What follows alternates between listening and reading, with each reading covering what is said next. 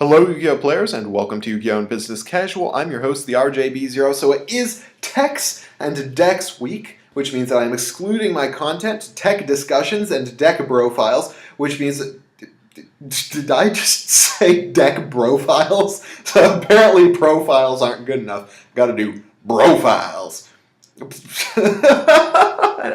can't. I'm sorry, guys.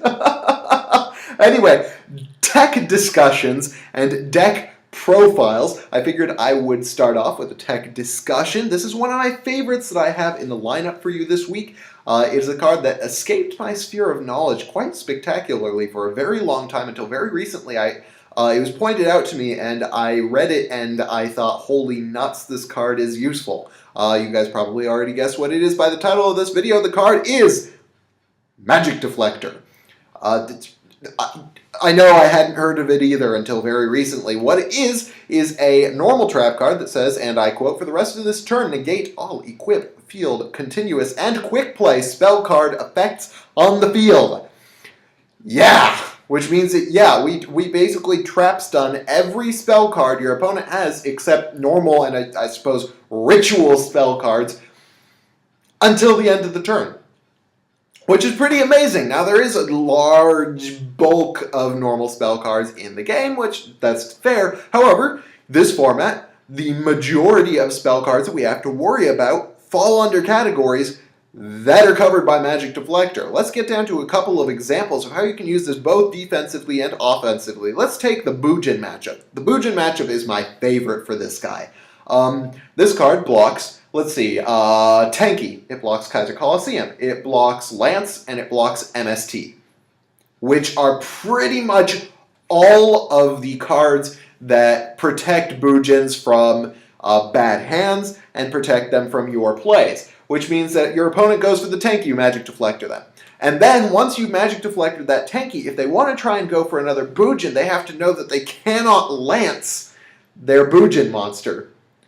If you bottomless them, if you torrential them, if you do anything else to that Bujin monster, which means they're going to be reluctant to make any more plays. They also cannot MST your DNA surgery if that's a problem for them. So if you cited in DNA surgery and they want to go for the MST, you can just flip this in response to the MST and you keep your DNA surgery, and they have to find a way around it for the rest of the turn. Some of them run Decree and Trap Stun and things like that, but you can take out the Decree with your own MSTs and things like that. Then you've got your Magic Deflectors to back you up. The other thing against Bujins with Magic Deflector is it Trap Stuns Kaiser Coliseum during your turn, which is amazing because Kaiser Coliseum is one of the biggest dicks in the deck, because a deck playing against Bujins are going to have a huge problem trying to take out one of their Bujin monsters, probably Yamato, if they can only put one monster on the board at a time, and they can,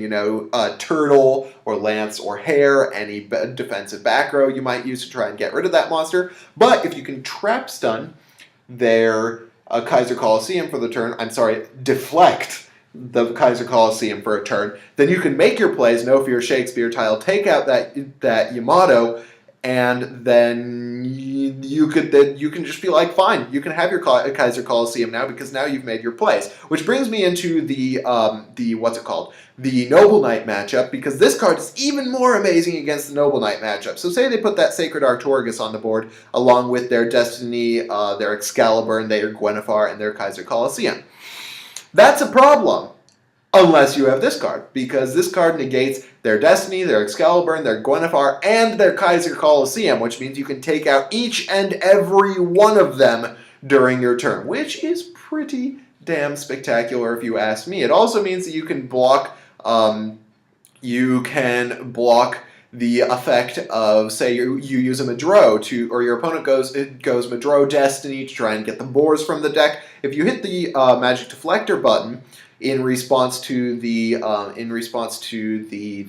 Madro's effect, then you can blast that Destiny and keep it from coming back and equipping to your boars, which means you can stop that boar's effect potentially. I'm not saying that that's an indefinite thing, but it does take away the problem of that Sacred Arcturus with 3 continuous or equip spell cards on it and a Kaiser Coliseum. This wrecks that play for breakfast. The other matchup that it's freaking amazing against already, like right now, is the, what's it called? The Spellbook matchup.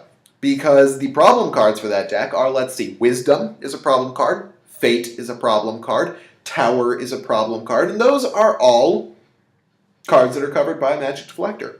So you can, if your opponent, like say your opponent's going to, you're going into your opponent's turn and they've got a tower on the board, they are about to use the tower, you use that Magic Deflector.